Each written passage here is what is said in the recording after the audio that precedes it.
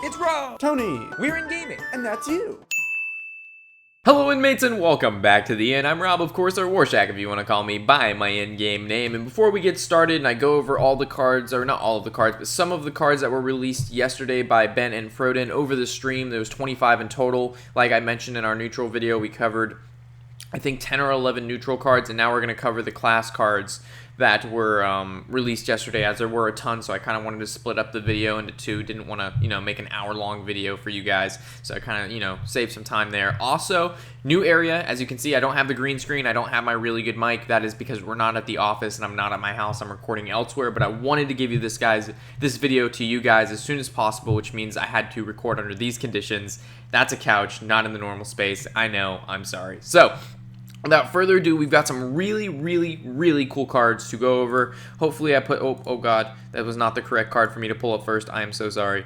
Give me 1 second. We're going down the list here. Oh, hold on. There we go.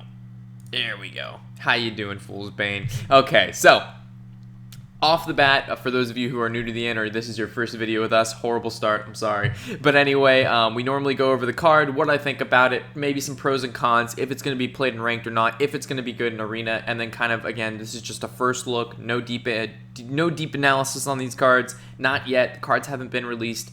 I would be a fool to say this card's going to be good in this deck, and it's going to be bad in this deck, and all this stuff, because we've never played with the card before. It's impossible to figure all that out. You have to play with the cards first, and then at that time we'll go over what we think of the card and all that good stuff. So, Fool's Bane, 5-drop, 3/4, unlimited attacks each turn, can't attack heroes. So obviously, the first thing you notice is it can't attack heroes, so there's the downside. But the good side is unlimited attacks each turn. We've also received some questions on our Instagram and Twitter when we posted this card saying, hey, unlimited attacks, what does that mean? It means because it has 4 durability, it can attack 4 times in 1 turn. So if you only want to attack twice, that's fine. You have 2 attacks, and then you'll have 2 durability left.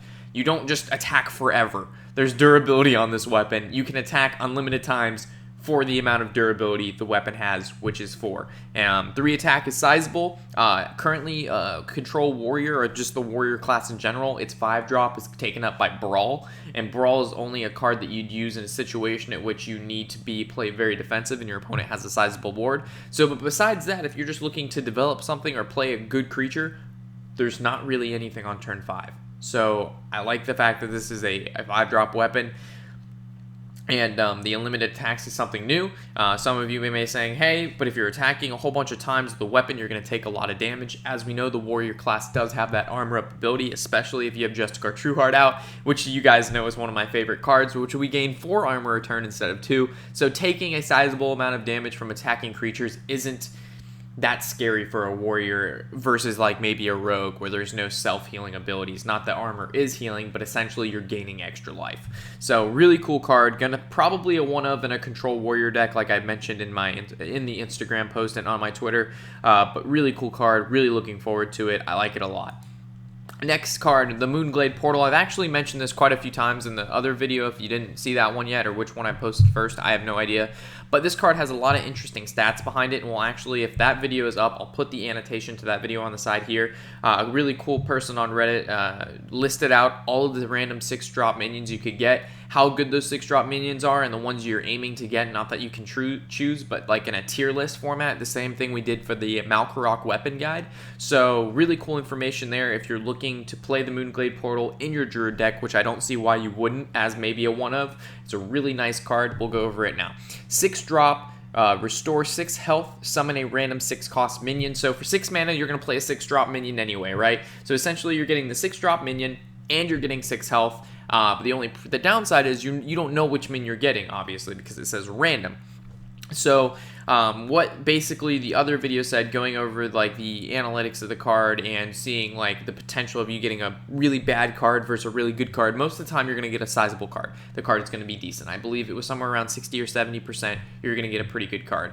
There's a 2% chance, though, you're going to get Corrupted Seer, and that's the 6-drop Murloc, 2/3 in stats, and it's going to do you nothing. It's going to be horrible, but that's only 2%. But if you're me, it's going to happen more times than not, maybe in the 20-25% range. But if you're a normal player, roughly 2%, everything should be okay. But again, if you're looking for more information on this card and all the stats, link to the side. Please, Rob, I'm talking to you. Put it on the side there. Thanks, Rob. No problem, Rob. Heading to our next card. Spirit Claws. It's a 1-drop, 1/3, really cool effect. Has +2 attack while you have spell damage. Weird, right? So you're kind of like, as we saw, I believe Medivh was the legendary that we had covered in section 3 with the staff that said when you cast a spell, summon a random creature of the same cost as that spell. So now we have something else that combos well with kind of like the spells, and that's the spell power. And I don't know. I like this card a lot. Whether you're playing Shaman and you have the Spell Power Totem out, or you have Blood Mage out, or you have Azure Drake out, this is going to be a 1-drop 3/3 weapon. That's insane. That's crazy value. That's like saying, what up, Fiery War Axe? 2-drop 3/2, 1-drop 3/3. How you doing? So Spirit Claws, really like it, but you have to have that spell damage out. But even if you don't have spell damage out, it's still a 1/1/3, which I suppose is not as good as a light. It's like a worse version of Light's Justice, which is a 1-drop 1/4 paladin weapon. So you basically have to have the spell damage at least one time out of its charges out to give this the more value than the Light's Justice. So really unique card. I like it. Cool picture. Good stuff. Next card. Maelstrom Portal. It's a 2-drop, deal 1 damage to all enemy minions. Keep in mind, this is a Shaman card. These are the class cards now, not the neutrals. Deal 1 damage to all enemy minions. Summon a random 1-cost minion. So in the previous video, I actually recorded the neutral one first. We had talked about the Egg card. It's a 1-drop, 0/2 Death Rattle. Draw 1 card, and it was, I believe, it was some sort of egg. I don't remember the name of it. But this is added to the list of 1-cost minions that it could summon, which is kind of where I was wondering where that card would fit in. It fits into the random cards like this. But deal 1 damage to all enemy minions. As we know, for the Shaman class, Spell Power Totem is something they always get if they happen to have a spell and they're looking to push more damage, right? So I think it's pretty cool. It works really well against any sort of aggro deck, which we've seen a lot of on ladder, whether it's aggro Paladin, Zoo Warlock, aggro, going against an aggro Shaman. Apparently, you'd probably be playing mid-range or control Shaman if you're going to be running the Maelstrom Portal. But I think it's cool. It doesn't have overload, so you're not really paying a hefty cost. You're summoning a 1-drop. You're essentially paying 1 mana to deal 1 damage to everything on the field. Maybe more if you have an Azure Drake or a Spell Power Totem on, and you're summoning a creature. Really, I think this is a good card. I don't think it's going to be play 2 of them in every single Shaman deck, but I think in some particular Shaman decks, this card is going to be played, and it is going to be good.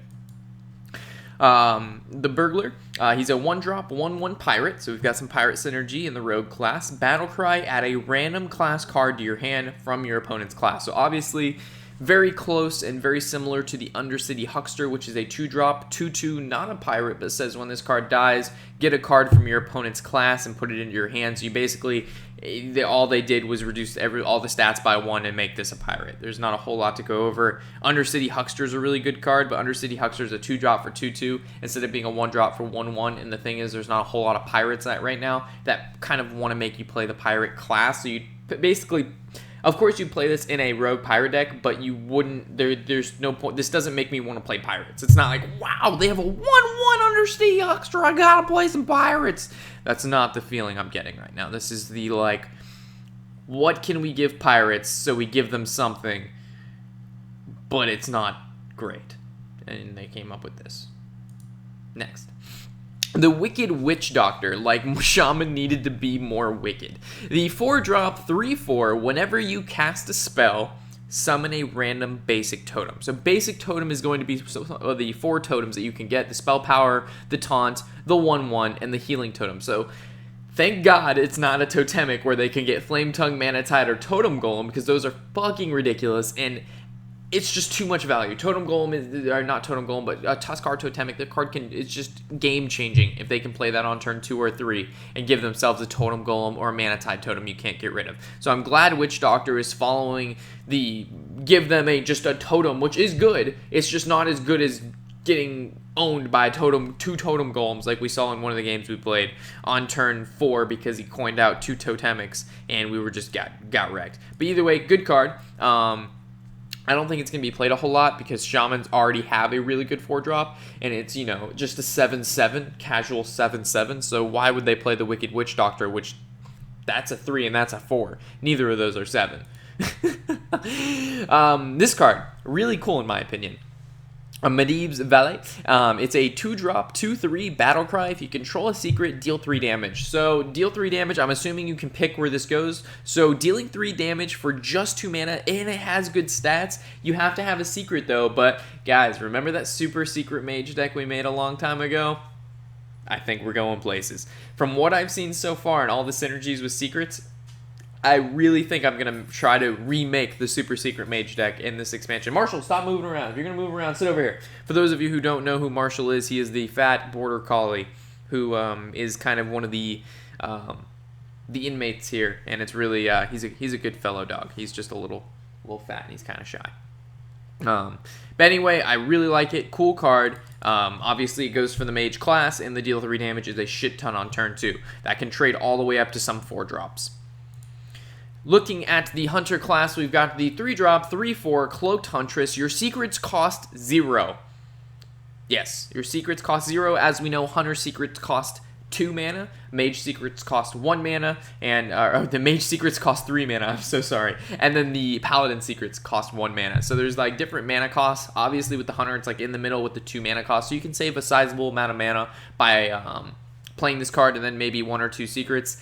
But the thing is, right now, Hunters, if you're playing mid-range Hunter, your 3-drop's taken up by Animal Companion, Karen Grub, Eaglehorn Bow, and then on top of that, you're only playing maybe 1 or 2 secrets in your deck, if you're even playing secrets right now. And so having this card and then also having the secrets in your hand, it's good in stats, 3 for 3/4, so in Arena, this card will be good. This is a fantastic card in Arena, but it's basically a spider tank for Hunters in Arena that gives your secrets 0 cost. I think the secrets costing 0 is cool, but I don't think it's going to be anything too crazy. Maybe plays in Yogg and Load, but at the same time, I still don't think it will be, because it's no. But it's good though. It's good stats, but just no. Not in ranked. Nightbane Templar, 3-drop, 2/3. I like this card a lot. If you're holding a dragon, summon 2... Sorry, guys. I'm watching a house right now, and then there's that right next to me. Look at this thing. Sorry. Has nothing to do with the card review. I just wanted to... If you heard that, it was from that guy. Nightbane Templar, Battlecry. If you're holding a dragon, summon 2/1/1 whelps. So this is... Stop it. This is a huge tempo play. When you're summoning this, because for 3 mana, you're essentially getting a 4/5 in stats, which is a Yeti. On 3 mana, you have to have a dragon, but it's a battle cry, so this also works if you've got, again, Bran on the board, so that's really cool. At the moment, Paladins don't really have a really strong 3-drop after they took out Muster for battle, so this is kind of like Muster for whelps. You get 2 whelps if you happen to have a dragon. And I really like the Dragon Paladin. I think that's a cool deck, and it just needed a little bit more help in the early game. And I think this is a step in the right direction. Looking at another Paladin card, it's a 4-drop. Give a minion +2/+2. Summon a random 2-cost minion. So essentially, summon a random 2-cost minion. Take 2 mana off this. So it's a 2-drop. Give a minion +2/+2. Would I play that? No. I don't like this card at all. Yeah, it's you develop the board with a 2-drop, and you give a minion the ability to make maybe a better trade, which is good. So in certain situations, this is going to be good. But I feel like I like the Blessings of King a little bit better. So it's play this or Blessings of King. I kind of like Blessings of King better, like I mentioned, but I'm sure players will play the Silver Moon Portal, and I'm sure it'll do well in some particular decks. But over Blessing the King, I probably wouldn't play this. Maybe. I don't know. We'll have to see. I don't like it that much. I think it's okay. I just don't think it's great. So, we're going to talk about some priest cards, and I'm honestly really disappointed with what they've done with the priest. There's one card that I've seen for the priest so far that I really like, but for the remainder of the cards I don't really like. For this guy, he's a 4-drop, 3/6, so the stats are good, probably pretty good in Arena. Actually, he will be good in Arena. And he says, whenever you cast a spell, restore 3 health to your hero. They keep pushing the restore 3 health to your hero, or give your Cthulhu plus this, or like stuff. But if you just don't, if they're not giving priests ways to deal with the board, priests need AoE right now. Stop giving us Priest of the Feast and give us another thing like Light Bomb. Not that you have to remake Light Bomb, but give priests some sort of field clear, guys. Like, it's just, it's a good creature, don't get me wrong, but there's better cards than this. What is it called? It's the it actually could be leaving us. It's the 4-drop 3/5. Whenever this card gets healed, give it +2 attack. I don't know if it's cycling out. Off the top of my head, I don't remember which expansion or adventure mode it's from. But either way, I feel like this is a good card for Arena. But we're gonna head into a card that I don't really like too much. Oh, it's not next. We'll get to it in a second. I'll go to it. All right, when we get to it, I'll talk about that particular card. Deadly Fork 3-drop 3/2. Death Rattle. Add a 3/2 weapon to your hand. It's an interesting card, but rogues already have their weapon, so getting a 3/2 weapon, which is essentially a war axe. So a 3-drop 3/2, you're suffering in stats there. Obviously, if it was maybe a 3/3, it'd be fair for the 3 mana, because most of the best statted 3-drops are like spider tanks and stuff. That's what I compare it to, and it's a 3/4, so you're missing 2 HP. You're getting a war axe. But the rogues really don't need the war axe because they have other cards that are just as good that are able to deal with creatures. So I think it's hard to say. I think it'll fit into Death Rattle Rogue, but I think that's about it.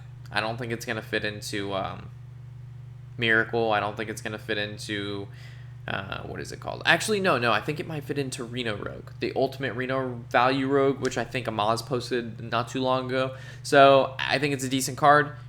Tons of synergies and stuff, probably not. It also can be comboed kind of well with the Raptor, but again, you're not having 3/2 weapons in your hand. Rogues don't want to take a sizable amount of damage at the beginning with smashing their weapon into things, and if they do, I don't know. Rogue is not my forte, so I don't know a ton, and I can't really go over a lot. But I think it's a decent card, and it'll fit well into Death Rattle and maybe Reno as a one of. This is one of the good cards I saw that came from the Priest. So this guy will be good in Arena, and I think he'll be really good in Ranked. And the reason being is, let's go over him first. He's the Onyx Bishop. He's a 5-drop 3/4 Battlecry, summon a friendly minion that died this game. So he's basically a Resurrect, right? So Resurrect costs 2 mana and summons a friendly random minion that died this game. So you can automatically knock off 2 mana from this guy. So he has 3 mana, 3/4. Spider tank and stats, good. Has the ability to summon creature with this tempo play, good. On top of that, it's a battle cry. Can be comboed with Brand to summon 2 creatures, really good. So I think this is a step in the right direction for Priest. Unfortunately, it costs 5 mana, so you're not playing this guy early in the game. And the problem with Priest right now is when early in the game they're getting overrun. You've got nothing to play early on besides Northshire Cleric and maybe like a Shadow Ward Pain if you can pull it out of your ass. If you can get the 2 copies that you'll put in your deck, right? So by turn 5, sometimes it's too late because by then, if you're getting overrun by Zoo, you need to play Holy Nova. Not a lot has died by turn 5. If anything has died, maybe if you can pull off the Northshire Cleric or Injured Blade Master, that's a good combination, but that's only in some games. So I think it's a really good card. I think it's a step in the right direction, but it doesn't address the issue of Priests have no true great field clear besides Holy Nova and Excavated Evil, which doesn't... I don't know. They need something again like Light Bomb. Right? Light Bomb made Priest a competitive class. Right now, Priests just get domped on, as you guys know. Their Priest, some decks do good, so you won't always lose with Priest.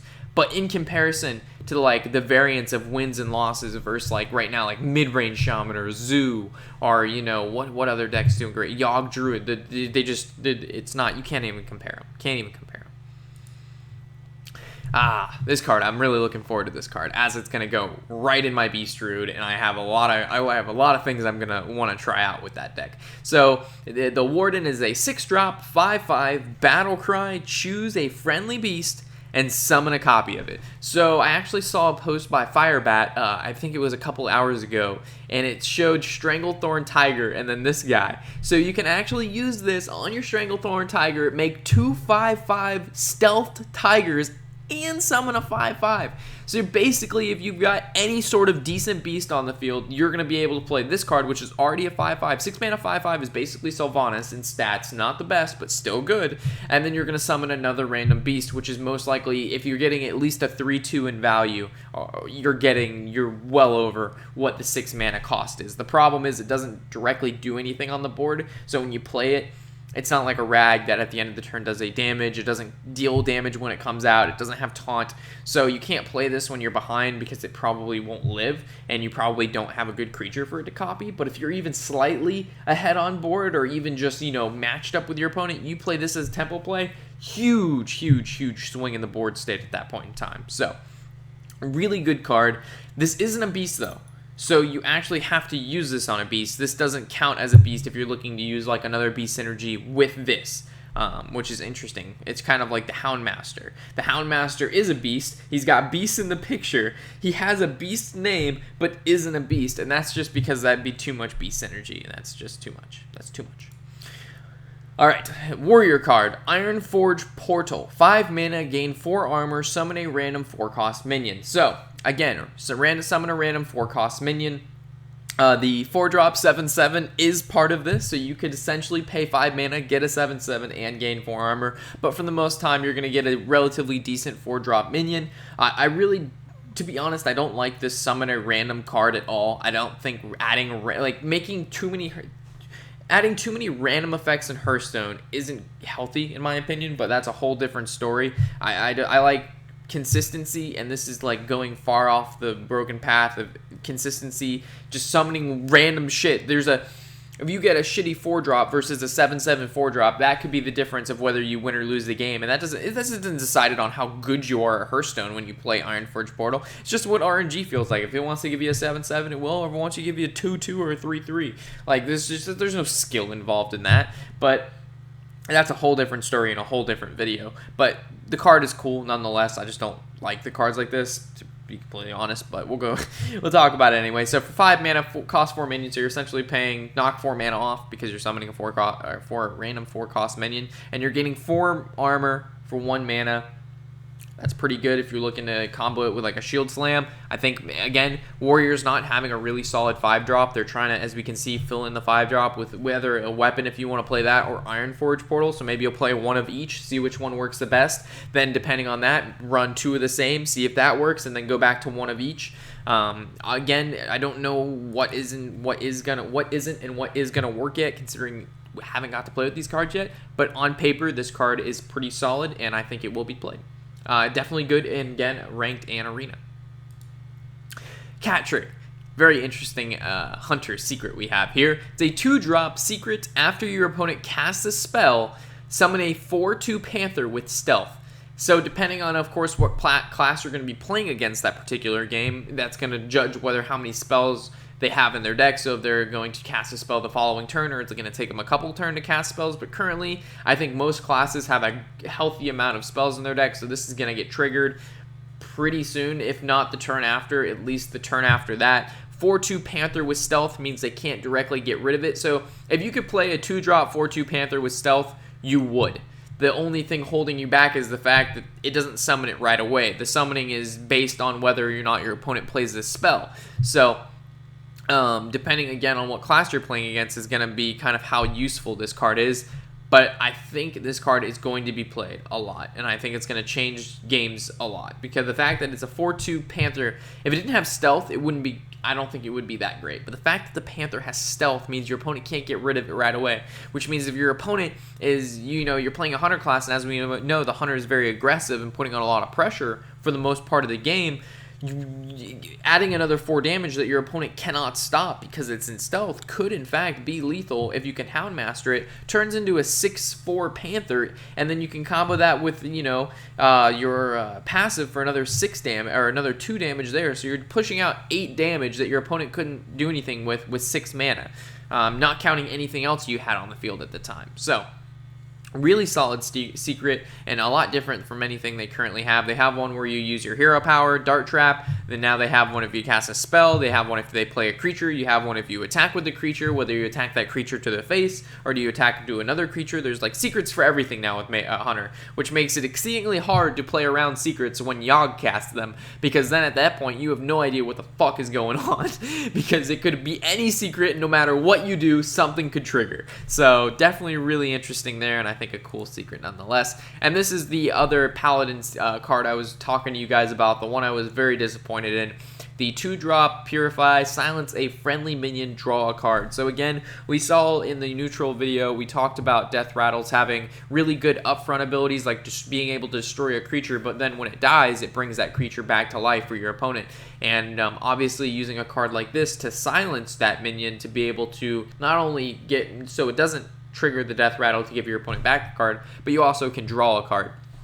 But That's an 8 mana cost just to kill a creature, summon a 3/3, and to draw a card. So, and you have to have both these cards, and your opponent has to have a card worthy of killing. I just don't see it. Like, this card is just, they could have done so much more for Priest, and they just didn't. I mean, it's a cool picture. I like the picture, but pictures don't make wins. Like, come on, man. So maybe we'll see some more cards later on. I think we've gone over most of the cards coming out in Karazhan, but maybe there'll be something that we haven't seen yet, and one of those cards will be exactly what Priest needs to maybe come back and be a pretty competitive deck. But currently, Purify's just not going to do it. So again, I'm going to mention if there's anything that I left out or didn't go over during one of these videos. There's only so much I can cover in the short amount of time that I have with you guys. I mean, I could ramble on forever about cards, but that's not going to help anybody out. So if I happen to miss anything or you want to add anything on to any of the particular cards that I've gone over, feel free to do so in the comments section below for those inmates that are looking to get maybe a little bit more information on what I talked about. Be like, hey, he mentioned this card. Did anybody else, did anybody talk about this card in further detail that he might have not hit on, or I might have not talked about? And that's what the comment section is here for. So, as always, guys, I really hope you've enjoyed it. I've enjoyed going over them. I'm Warshak, of course, and happy whatever the hell day it is.